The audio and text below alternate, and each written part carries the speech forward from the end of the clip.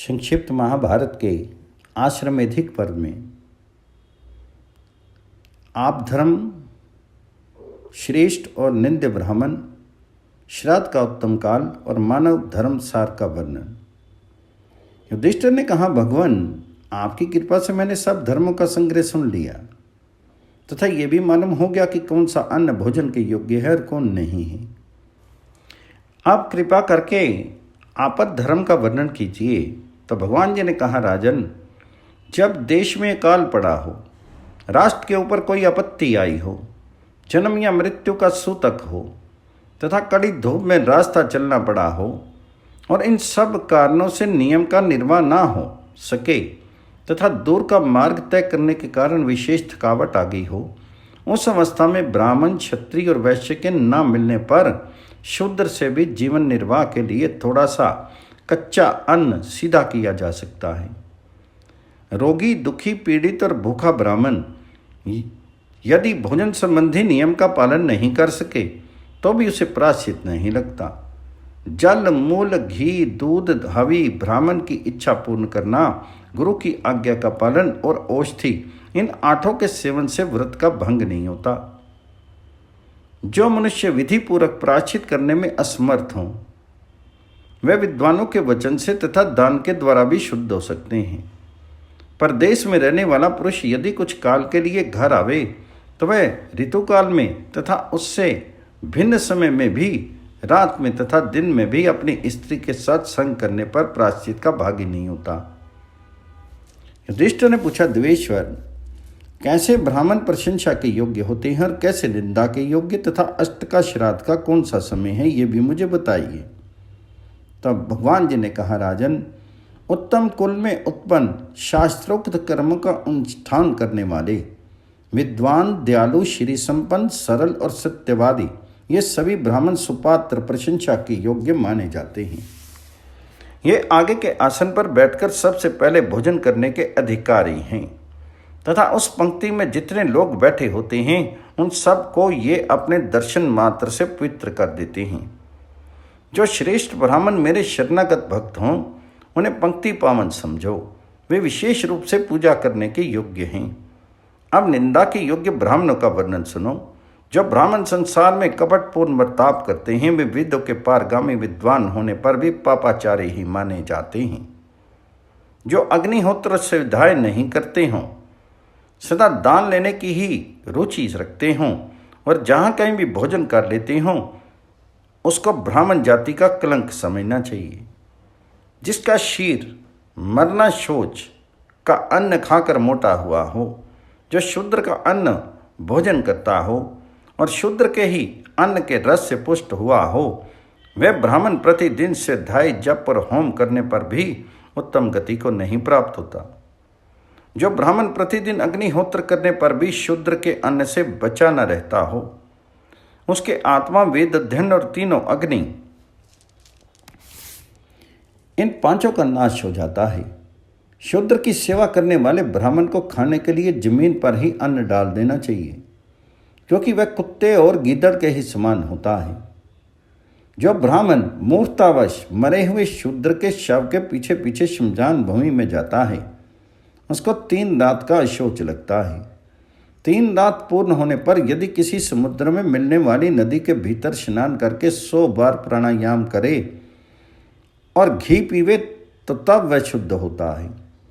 जो श्रेष्ठ द्विज किसी अनाथ ब्राह्मण के शव को शमशान में ले जाते हैं, उन्हें पग पग पर अश्वमेध यज्ञ का फल मिलता है तथा वे जल में स्नान करने मात्र से तत्काल शुद्ध हो जाते हैं। निवृत्ति मार्ग प्रायण ब्राह्मण को शूद्र के घर में दूध या दही भी नहीं खाना चाहिए, उसे भी शूद्र अन्न ही समझना चाहिए। अत्यंत भूखे होने के कारण अन्न की इच्छा वाले ब्राह्मणों के भोजन में जो मनुष्य विघ्न डालता है, उससे बढ़कर पापी दूसरा कोई नहीं है। राजन, यदि ब्राह्मण शील और सदाचार से रहित हो तो 6 अंगों सहित संपूर्ण वेद, सांख्य, पुराण और उत्तम कुल का जन्म, ये सब मिलकर भी उसे सद्गति नहीं दे सकते। ग्रहण के समय विषुव योग में, अयन समाप्त होने पर, पितृक्रम, श्राद्ध आदि में, मघा नक्षत्र में, अपने यहाँ पुत्र का जन्म होने पर, तथा ज्ञा में पिंडदान करते समय जो थोड़ा सा भी दान दिया जाता है वह 1000 स्वर्ण मुद्रा के दान देने के समान होता है। वह 1000 स्वर्ण मुद्रा के देने के समान है। वह साख मास की शुक्ला तृतीया, कार्तिक शुक्ल पक्ष की नवमी, भाद्र मास की कृष्ण पक्ष की त्रयोदशी, माघ की अमावस्या, चंद्रमा और सूर्य का ग्रहण तथा उत्तरायण और दक्षिणायन के प्रारंभिक दिन ये श्राद्ध के उत्तम काल हैं। उन दिनों में मनुष्य पवित्र चित्त होकर यदि पितरों के लिए तिल मिश्रित जल का भी दान कर दे तो उसके द्वारा 1000 वर्ष तक श्राद्ध करने की आवश्यकता पूर्ण हो जाती है। ये रहस्य स्वयं पितरों का बताया हुआ है। जो मनुष्य स्नेह या भय के कारण अथवा धन पाने की इच्छा से एक पंक्ति में बैठे हुए लोगों को भोजन परोसने में भेद करता है, उसे विद्वान पुरुष क्रूर, दुराचारी, अजितात्मा और ब्रह्म हत्या बतलाते हैं। जिनके पास धन का भंडार भरा हुआ है और जो परलोक के विषय में कुछ भी न जानने के कारण सदा भोग विलास में ही रम रहे हैं, वे केवल दैहिक सुख में ही आसक्त हैं। उनके लिए इस लोक का भी सुख सुलभ है, पारलौकिक सुख तो उन्हें कभी नसीब नहीं होता। जो विश्व की आसक्ति से मुक्त होकर तपस्या में संलग्न रहते, नित्य से ध्यान करते, इंद्रियों को वश में रखते और समस्त प्राणियों के हित साधन में लगे रहते हों, उनके लिए इस लोक का भी सुख सुलभ है और परलोक का भी। परंतु जो मूर्ख न विद्या पढ़ते हैं, न तप करते हैं, न दान देते हैं, न अन्य सुख भोगों का अनुभव ही कर पाते हैं, उनके लिए न इस लोक में सुख है न परलोक में। युधिष्ठिर ने कहा, भगवान आप साक्षात नारायण, पुरातन ईश्वर और संपूर्ण जगत के निवास स्थान हैं। आपको नमस्कार है। अब मैं संपूर्ण धर्मों का सार श्रवण करना चाहता हूँ।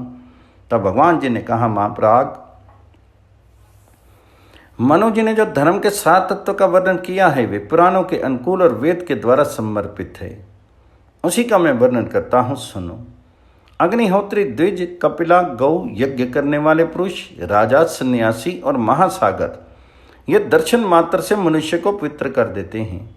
इसलिए सदा इनका दर्शन करना चाहिए। 101 को ही दान में देनी चाहिए, भक्तों को नहीं। भक्तों को देने पर उस गौ को बेचकर आपस में उसकी कीमत बांट लेते हैं। यदि वह गौ बेच दी गई तो वह दान की 7 पीढ़ियों को भस्म कर देती है, उस दाता की 7 पीढ़ियों को भस्म कर देती है। एक गौ, एक वस्त्र, एक शैया, एक स्त्री को कभी अनेक मनुष्यों के अधिकार में नहीं देना चाहिए, क्योंकि वैसा करने पर उस दान का फल दाता को नहीं मिलता।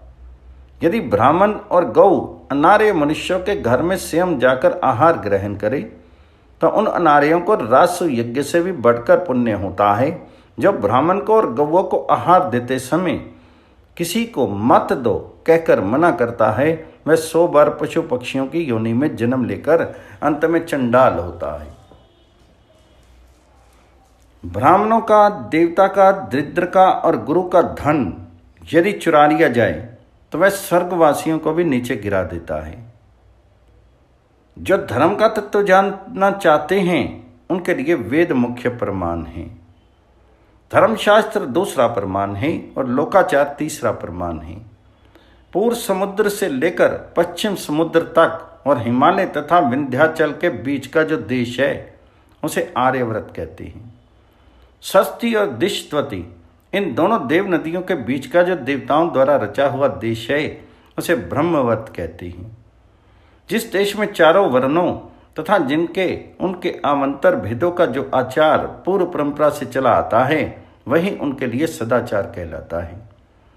कुरुक्षेत्र, मत्स्य, पंचाल और शूरसेन ये ब्रह्म ऋषियों के देश हैं और ब्रह्म अवर्त के समीप हैं।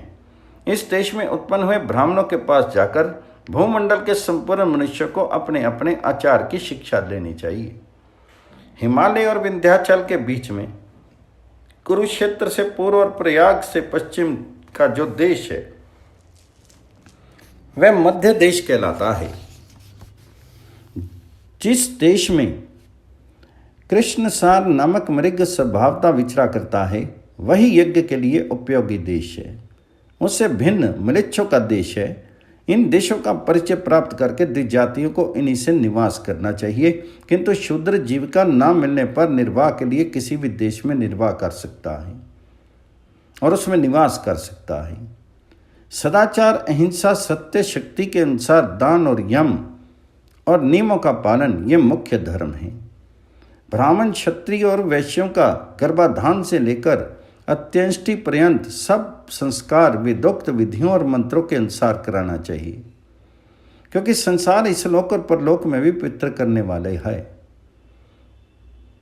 गर्भाधान संस्कार में किए जाने वाले हवन के द्वारा और जातकर्म, नामकरण, चूड़ाकरण, यज्ञोपवीत, वेद अध्ययन, वेदोक्त व्रतों के पालन, सनातन के पालन योग्य व्रत, विवाह, पंचमहायज्ञों के अनुष्ठान तथा अन्य यज्ञों के द्वारा इस शरीर को परब्रह्म की प्राप्ति के योग्य बनाया जाता है, जिससे न धर्म का लाभ होता हो न अर्थ का, तथा विद्या प्राप्ति के अनुकूल जो सेवा भी नहीं करता हो उस शिष्य को विद्या नहीं पढ़ानी चाहिए।